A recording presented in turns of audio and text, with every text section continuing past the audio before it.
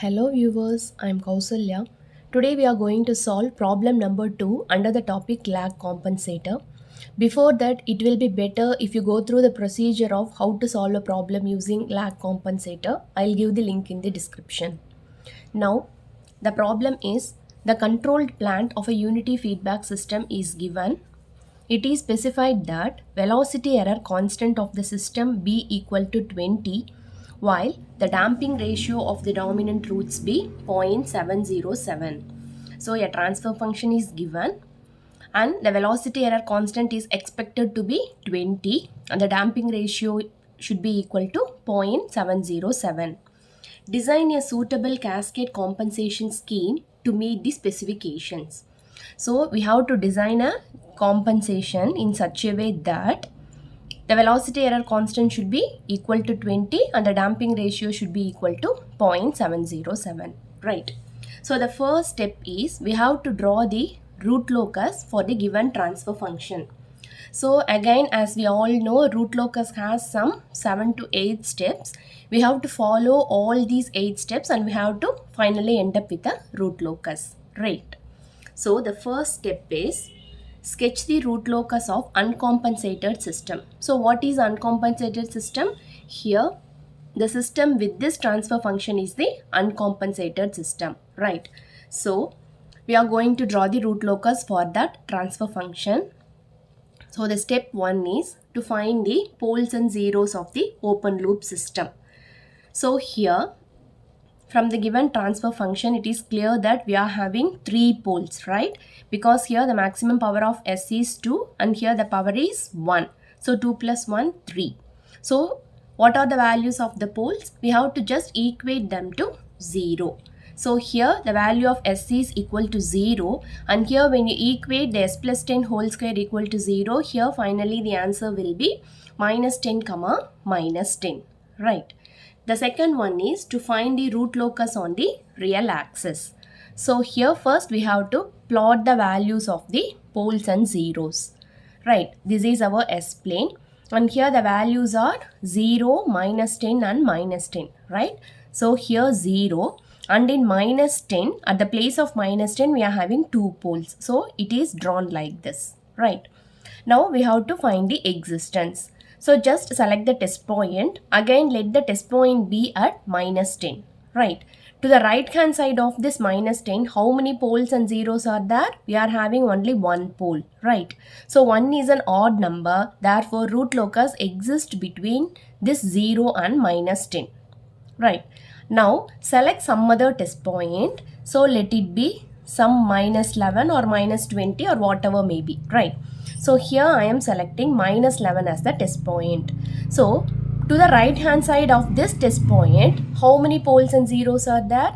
To this right hand side again we are having here 2 pole and 1 pole, right? So totally 3 poles. Again 3 is an odd number. Therefore root locus exists from this point till to infinity, because even if you select the test point as minus 100 or minus 1000, for example, let this be some minus 100, right? Again, to the right hand side of this minus 100, how many poles and zeros are there? Again, there will be only these 3 poles, right? So again, 3 is an odd number. Therefore, the root locus exists from 0 to infinity.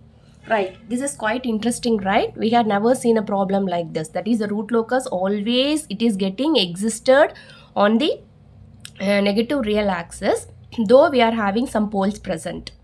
Right, in the previously solved problems, we will be having 1 pole at origin like here and some other complex conjugate poles and the root locus will be existing. But here, the problem is a bit different. Right, am I making the concept clear? Yes. Now we are moving to step 3 to find the angle of asymptotes and centroid. Right. So angle of asymptotes is given by this formula. N is number of poles and M is number of zeros. Here the value of N is 3. Right. We are having 3 poles and there are no zeros. So M is 0. So when you substitute Q equal to 0, the angle is plus or minus 60 degree, and when it is 1, the angle is 180 degree, and when it is 2, the angle is found to be plus or minus 300 degree. So we are subtracting 300 minus 360. So the angle will be in negative, right? So here we have to write it as minus of plus 60 degrees, right? Then centroid, sum of poles minus sum of zeros divided by n minus m. So what are all the values of poles we are having? The value of poles are 0, minus 10, comma, minus 10, right? So sum of poles, we have to add 0, minus 10, minus 10, minus here there are no zeros, right? So you can leave it. Divided by n minus m is 3, and finally the centroid is minus 6.6. Then the next thing is to find the breakaway or break-in points. So here the first step is we have to find the closed loop transfer function. So what is the formula? G of s divided by 1 plus g of s into h of s. So from the problem it is a unity feedback system, right? Therefore the value of h of s is 1. Now just substitute the values in this formula, right? And after taking LCM and simplifying, finally we are having an expression like this. So this is our closed loop transfer function. The next thing is we are taking the characteristic equation, that is the denominator part of the closed loop transfer function is known as characteristic equation. So we are solving, you see this is of the type a plus b whole square. Just we are expanding using the basic max formula, a square plus b square plus 2ab, right? So here the value of a is s and b is 10. The next thing is I am multiplying this s with these terms, and finally after rearranging I am making an expression in terms of k. So the value of k is given by minus of s cube plus 20s square plus 100s, right? The next step is we have to differentiate this expression and we have to equate it to 0 to find the value of roots. So differentiation, again the basic formula is a to the power n is given by n into a to the power n minus 1, right? So we are differentiating. By differentiating this expression, we are getting an expression like this. The next step is we have to equate this expression to 0. So when you equate it to 0, you see here we are having a minus sign, and when this minus sign moves that side also, anyways it is 0, right? So it makes no difference. So again by using the basic mathematics formula, we are solving this quadratic equation. Here the maximum power is 2. So here for this equation we will be having two solutions, right? So here the value of a is 3, b is 40 and c is 100. Again substitute it in the basic formula. I hope you people are familiar with this, right? Minus b plus or minus root of b square minus 4ac divided by 2a, right? Just substitute these a, b and c values in this expression, and the value of s is found to be minus 3.33 and minus 10, right? Now again we have to substitute this value of s in the expression of k. What is the expression of k? You see this is our expression of k, right? Now we are going to substitute the value of s here, and we are going to check whether the value of k is positive or negative. So when you substitute the value of s equal to minus 3.33, k is positive and real. When it is minus 10, k is, that is the value of k is found to be 0. So it is, we are not considering it, right?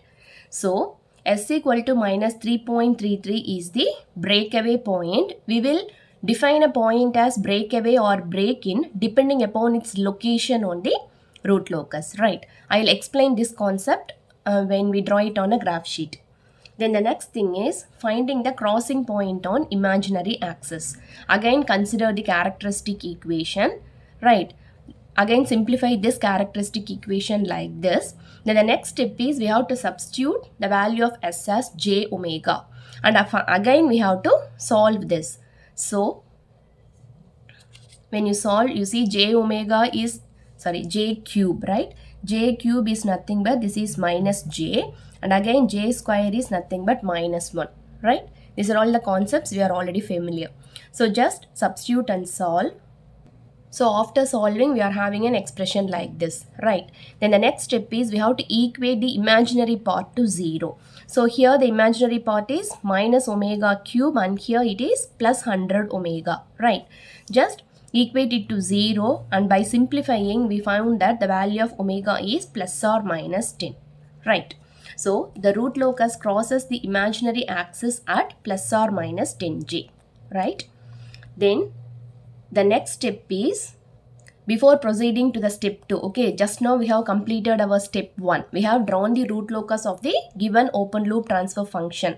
After drawing the root locus, then we can proceed to the further steps, then it will be easy for you, right? You see, this is our graph sheet, right? Again, you have to mention here, this is your real part and this is your imaginary part, and we have to take the scale. Here you see 1 centimeter is equal to 1 unit, and the next thing is we have to draw the root locus.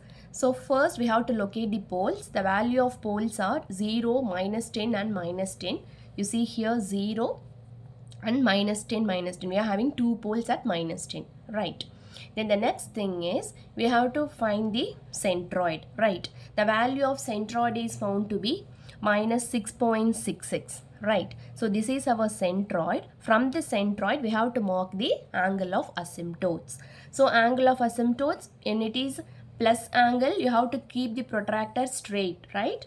Wait, you see, for positive angle you have to keep the protractor straight and you have to mark your angle as 60 degree. And again you see the another angle is minus or plus 60 degree. If you are having a negative angle, the thing is just you have to reverse the protractor, right? Just reverse the protractor and you can mark the angle like this, minus 60 degree. That's it. Then the next step is we have to join the centroid with that angle by using scale, right?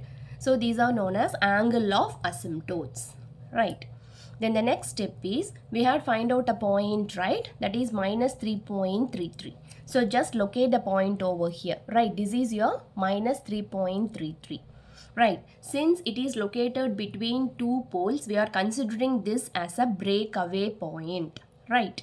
So just mark the point, right? Then the next thing is the crossing point on imaginary axis is found to be plus or minus 10, right? So here we are having plus 10j and downwards we are having this minus 10j, right? Now we are going to draw the root locus. So in our problem, how many poles are there? We are having 3 poles. So how many root locus branches will be there? There will be 3 root locus branches. Now we are going to define it, right? So first let me explain. We all know that a root locus branch will start at a pole and it will end at 0, right? The 0 may be present in a finite place or it may be at infinity, okay? It doesn't matter.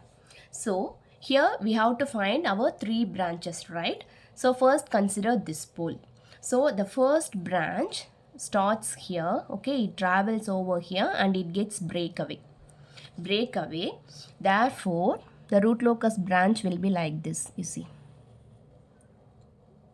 It gets breakaway, it travels and it has a crossing point, right? So it has to cross at this plus j10, right? So this is our branch 1, right? The next thing is here we are having 2 poles, right? In the 2 poles consider only 1 pole, right? So the second branch starts at this pole, it travels over here and it gets breakaway here, and again we are having a crossing point downwards also, right? So this branch travels like this and it finally crosses this negative axis at minus j10, right? We may draw a little bit better. So finally this is our root locus, right? So 2 branches are over, right? This is our branch 1 and here this is our branch 2. Then the third branch we are having another pole here, right? Therefore from another pole, okay, the third branch starts from this pole and it travels and it will meet its 0 somewhere at infinity.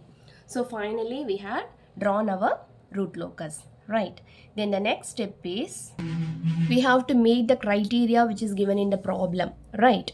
So here we are going to calculate the dominant pole. So how to calculate dominant pole? Here the value of zeta is given as 0.707, right? So just take cos inverse of zeta. So here the angle is found to be 45 degrees. Now we have to mark this 45 degrees in our graph sheet and finally we will be able to find our dominant pole. right? Just keep the protractor like this, and now we are going to mark our angle 45 degrees. So just mark it like this, right? Now we are going to join this origin and this angle of 45 degrees. So when you join this, see here I have drawn a line from this origin to an angle 45 degrees, right? So this line intersects our root locus at this point, right? So this point is said to be our dominant pole. So just when you locate this point, you see here it starts like this, right? Just we are measuring the dominant pole, right? And here again when you extend it, okay, you can do this using a scale also. So this is our dominant pole. So what is its value? You see here it is found to be 2.9, and again here also it is 2.9. So therefore this is our dominant pole SD, and its value is minus 2.9 plus J 2.9, right? The next step is we have to find gain K at the dominant pole. So what is the formula to find the gain K? It is given by product of vector lengths from open loop poles to SD divided by product of vector lengths from open loop zeros to SD. So here we have to draw a line to the dominant pole from the remaining poles, right? Totally we are having 3 poles, right? So from these 3 poles we have to draw a line to the dominant pole, and we have to measure it, right? That's it. So here this is our dominant pole. We have to draw lines to this dominant pole from this pole and these 2 poles, right? So here finally we have drawn lines from the poles to the dominant pole, right? Now we have to measure. So this is our L1, right? And here since both the poles lie at minus 10, both L2 and L3 are same, right? So here when you measure, the value of L1 is 4.1 and L2 is 7.7, and similarly L3 is also the same 7.7 units. Here the scale is 1 centimeter equal to 1 unit, right? So no need of any conversion, just you can measure it and you can write it, right? Now the next step is we are going to substitute these values to find the value of K. So when you substitute the values of L1, L2, L3, the value of K is found out to be 240. The value of K is 240, right? The next step is we have to find the parameter beta. So to find that, you see this is our given transfer function, right? Just now we had find out the value of K, just substitute it. After substituting in the problem, they had mentioned about the velocity error constant, right? So what is the formula of velocity error constant? It is given by, we are discussing about uncompensated system, right? Just now later we are going to design a compensator. So velocity error constant of uncompensated system is denoted as KVU, right? And the formula is limit s tends to 0 s into g of s. So just substitute the value of g of s here, and when you substitute the value of s as 0, the velocity error constant of uncompensated system is 2.4. But in the problem, that is the desired value is expected to be 20, right? Therefore, we are including a term A, right? It is a factor by which this velocity error constant is increased, right? So the A is given by KVD divided by KVU. This is the desired value and this is the obtained value. So 20 by 2.4 is nothing but 8.33. So the beta is given by the formula 1.2 into A. So when you substitute, the value of beta is found to be finally 10, right? Then the next step is determining the transfer function of lag compensator. So in the transfer function, we are having both poles and zeros, right? So first we are starting with 0. So 0 of compensator is given by this formula. Zc is equal to minus 1 by t, which is equal to 0.1 into second pole of g of s, right? So minus 1 by t is equal to 0.1 into, what is the second pole of g of s? You see, this is our first pole and this is our second pole. So the value of second pole is minus 10. So just substitute the value here, and when you solve, the value of t is found out to be 1. The second one is finding the pole of the compensator. So the formula is minus 1 by beta into t. We already find out what is beta, what is t. So just substitute. Here the beta is found out to be minus 0.1. And when you rearrange, right? So the value of beta t is found out to be 10 because 1 by beta t is 0.1. So beta t, just you have to take the reciprocal, right? So it is 10. So transfer function of lag compensator is given by s plus 1 by t divided by s plus 1 by beta t.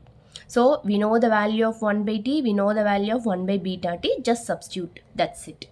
Then the step 6 is determining the open loop transfer function of compensator system, right?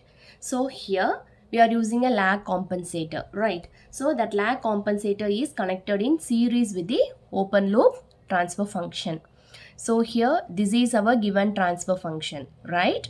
And we have designed a compensator. You see the transfer function of the compensator is this. So both should be in series.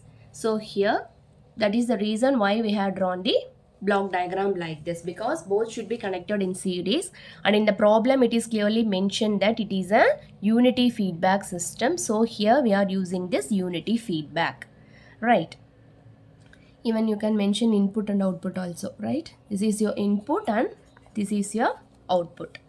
Then the next thing is we are going to write the open loop transfer function. So how to find the open loop transfer function? Here we are having two blocks in series, right? So just we have to multiply, that's it. Once multiplication is done, so this is the open loop transfer function of a compensated system. So the next thing is we are checking for velocity error constant specification is that the level is met or not by this compensator. So velocity error constant is given by this formula, right? S into this G naught of S is nothing but this new transfer function what we had just find out. So just substitute the value, and here the value of KVC is found out to be 24, right? But in the problem the expected value is found to be 20, right? It is higher than that, so it is well and good. So the conclusion is, since the velocity error constant of the compensated system is greater than the desired value, right? Because the desired value is 20, but here we are getting 24, so it is well and good, okay? So the design is accepted. And finally the result is, we had find out the transfer function of lag compensator, and finally open loop transfer function of the lag compensated system, right? That's all. The problem gets over here. If you have any doubt, let me know in the comment section. Thank you.